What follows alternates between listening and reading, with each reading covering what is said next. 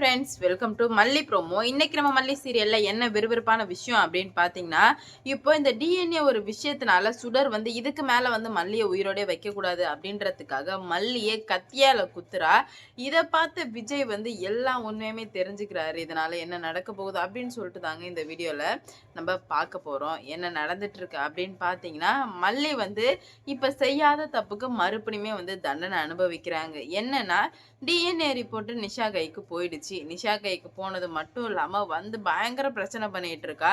இதுக்கு மேல இந்த வீட்ல ஒண்ணு எங்க அக்கா இருக்கணும், இல்லன்னா இந்த மல்லி இருக்கணும்னு சொல்லவுமே, விஜய் வந்து ஒண்ணுமே புரியல. "என்ன நிஷா ஒளறிட்டு இருக்க? நான் என்னானாலும் மல்லிய விட்டு குடுக்க மாட்டேன் தெரியும் தானே?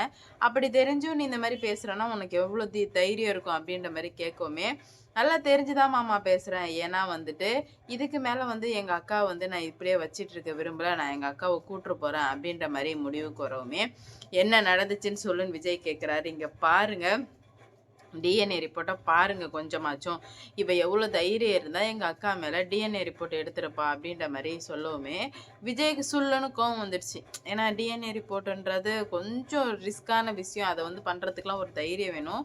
மல்லி வந்து அதுக்கெல்லாம் சரிப்பட்டு வரமாட்டாங்க அப்படின்ற மாரி விஜய் நெனச்சு வச்சிருந்தாரு. ஆனா வந்து, இப்ப இவ இப்படி பண்ணவுமே மல்லிய கேட்குறாங்க, மல்லி நிஷா சொல்றதெல்லாம் உண்மையா மல்லி அப்படின்ற மாரி கேட்க, "இல்ல விஜய், நான் எதுவும் பண்ணல விஜய்" அப்படின்ற மாரி சொல்றாங்க. "நீ பண்ணலன்னா அப்புறம் யாரடி எங்க அக்காவ டிஎன்ஏ டெஸ்ட் எடுக்க முடியும் சொல்லு" அப்படின்ற மாரி கேட்க, மல்லிக்கு மனோகரன மாட்டி விட மனசே வரல. சுடருக்கு தூக்கி வாரி போட்டுருது. "என்னடா இது? டிஎன்ஏ டெஸ்ட்டா? அப்ப நம்ம மாட்டிக்கிட்டோமா?" அப்படின்னு பார்த்தா மாட்டல.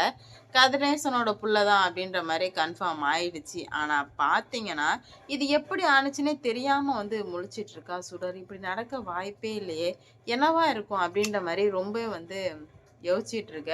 அப்பதான் வந்து விஜய் ஒரு முடிவுக்கு வராரு. "என்ன மல்லி இதெல்லாம்? இது சரியா இருக்கா? நீ சொல்லு. கொஞ்சம் கூட நீ பண்ணது சரியே இல்ல மல்லி" அப்படின்ற மாரி சொல்றாங்க. "இல்ல விஜய், நான் பண்ணல விஜய், நான் பண்ணல விஜய்ன்னு" சொல்லவும், மொத்த பேரோட கோவமே இப்ப மல்லி பக்கம் திரும்பிடுச்சு. மல்லி பக்கம் திரும்பினது மட்டும் இல்லாம, இந்த மல்லிய சும்மாவே விடக்கூடாது அப்படின்ற மாரி எல்லாருமே வந்து தீட்டிட்டு இருக்காங்க. மல்லி வந்து நான் வீட்ட விட்டே போறேன் அப்படின்ற மாரி சொல்ல, விஜய் வந்து "நீ வீட்ட விட்டுலாம் போக வேணாம். இங்கேயே இரு. ஏதோ தப்பா இருக்கு. பார்த்துக்கலாம்." அப்படின்ற மாரி ரொம்ப வந்து தைரியமா தான் சொல்றாரு. சொன்னது மட்டும் இல்லாம என்ன நடக்குது அப்படின்னு பார்த்தீங்கன்னா, சுடருக்கு இது எப்படி நடந்துச்சுன்ற ஒரு உண்மை தெரியல. இதுக்கு மேல இந்த மல்லிய உயிரோட வச்சா நம்மள ஃபுல்லாவே வந்து சிதைச்சிருவா. அதனால கண்டிப்பா வந்து இவள உயிரோடயே வைக்கவே கூடாது அப்படின்ற மாரி ஸ்ட்ராங்கா முடிவு பண்ணிட்டாங்க நம்ப சுடர் முடிவு பண்ணி இவள கொன்னே ஆகணும் அப்படின்றதுக்காக இப்ப வந்து மல்லி வந்து கிச்சன்ல இருக்கும்போது மல்லி யோசிச்சுக்கிட்டே இருக்காங்க. எப்புட்றா இது சாத்தியமாச்சு? எப்படி வந்து கதிரேசனுக்கும் இவளுக்கும் வந்து தொடர்பு இருக்கு? இல்லையே, இதுக்கு வாய்ப்பில்லையே, வாய்ப்பில்லையே அப்படின்ற மாரி யோசிச்சுக்கிட்டே இருக்காங்க. அவங்களுக்குமே என்ன பண்றது போறதுன்னு சொல்லிட்டு சுத்தமா புரியல. இப்படியே கண்டிப்பா விட்டு வைக்கக்கூடாது அப்படின்ற மாரி முடிவு பண்ணி என்ன பண்றாங்க அப்படின்னு பார்த்தீங்கன்னா, ஆ மல்லிய கொலை பண்றதுக்காக கத்தி எடுத்து பின்னாடியே கத்தி எடுத்துட்டு வராங்க. மல்லி இங்க யோசிச்சுட்டே இருக்காங்க. விஜய் வந்து ஏதோ தப்பா இருக்குன்னு மட்டும் நல்லாவே விஜய்க்கு புரிய வருது. ஏன்னா வந்துட்டு லவ் பண்றாங்களா? லவ் பண்றவங்களுக்கு தெரியாதா? எது எப்படி இருக்கும் அப்படின்னு சொல்லிட்டு. அப்படியான சமயத்துல தான் இப்ப என்ன பண்றது போறதுன்னு சொல்லிட்டு சுத்தமா புரியாம வந்து முழிச்சிட்டு இருக்காங்க. மல்லி வந்து ஸ்ட்ராங்கா சொல்லிடுறாங்க, "விஜய் நான் எதுவும் பண்ணல விஜய்" அப்படின்னு சொல்லிட்டு. உடனே வந்து இந்த இவ வந்து சொல்றா ராஜி. அப்ப வந்து வெண்பா மேல சத்தியம்ன்னு சொல்லும்போது பண்ண முடியல மல்லியால. ஏன்னா இந்த விஷயம்லாம் தெரியும்ல. பண்ண முடியல. ரொம்பவே வந்து ஷாக் ஆயிடுறாங்க. என்னடா இது இப்படியே வந்து விட்டு வச்சு வைக்கவே கூடாது அப்படின்னு சொல்லிட்டு ஸ்ட்ராங்கா முடிவு பண்ணி ஏதாவது ஒண்ணு பண்ணியே ஆகணும்.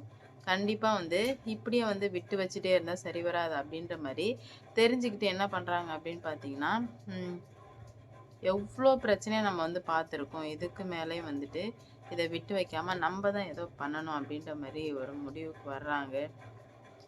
என்ன நடக்க போகுது அப்டின்னு சொல்லிட்டு வெயிட் பண்ணி பார்க்கலாம். இவ்ளோ நாளா இருந்தது வேற.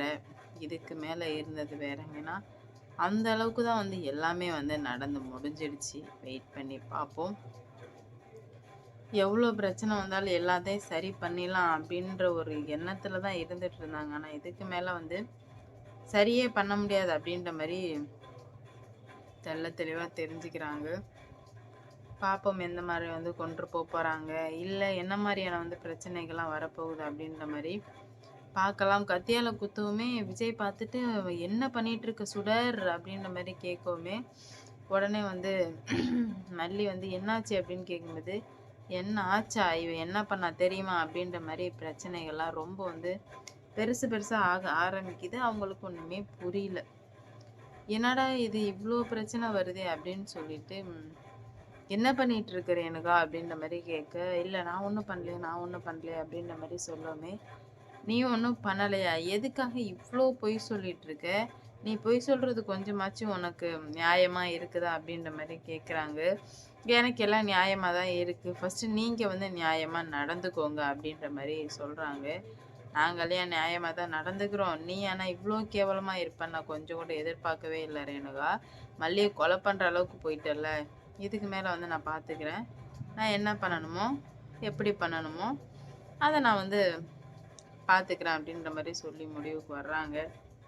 பார்ப்போம் என்ன நடக்க போகுது அப்படின்னு சொல்லிட்டு. இந்த வீடியோ பிடிச்சிருந்தா லைக் பண்ணுங்க, ஷேர் பண்ணுங்க. மறக்காம சப்ஸ்கிரைப் பண்ணிக்கோங்க. அப்பதான் நான் போடுற வீடியோ நோட்டிஃபிகேஷனா வரும். இன்னும் பல பல விஷயங்கள் வந்து நடக்கிறதுக்கு இருக்கு. என்ன மாரி நடக்க போகுது, என்ன ஆக போகுது அப்படின்னு சொல்லிட்டு வெயிட் பண்ணி பார்ப்போம்.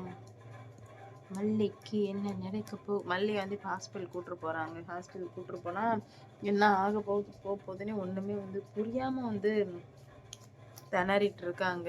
பார்க்கலாம் என்னென்ன நடக்க போகுது, எந்த மாதிரிலாம் வந்து கொண்டு போறாங்க அப்படின்னு சொல்லிட்டு வெயிட் பண்ணி பார்ப்போம். இப்பதான் விஜய்க்கு வந்து தெரிய வருது என்ன ஆகுதுன்னு தெரியல. கதிரேசனுக்கு வந்துட்டு 2 குழந்தைங்க வந்து பிறந்திருக்காங்க. அதுல 1 தான் வந்து இந்த சுடர்ன்னு வந்து தெரிய வருது. அதனாலே வந்து என்ன ஆக போகுதுன்னு தெரியலங்க. பார்ப்போம். இவ்ளோ பிரச்சனை நடந்ததுக்கு எல்லாத்துக்குமே காரணம் முழுக்க முழுக்க மல்லி தான் அப்படின்ற மாரி என்னால சொல்ல முடியும். நான் மல்லிக்கு இவ்ளோ பெரிய தண்டனை தேவையில்லைன்னு நான் நினைக்கிறேன். நீங்க என்ன நினைக்கிறீங்கன்னு மறக்காம கமெண்ட்ல சொல்லிட்டு போங்க. லைக் பண்ணுங்க, ஷேர் பண்ணுங்க, மறக்காம சப்ஸ்கிரைப் பண்ணிக்கோங்க. இப்படா நான் போடுற வீடியோ நோட்டிஃபிகேஷனா வரும். அடுத்தடுத்து என்ன நடக்கு வேறு கருகருத்தவனே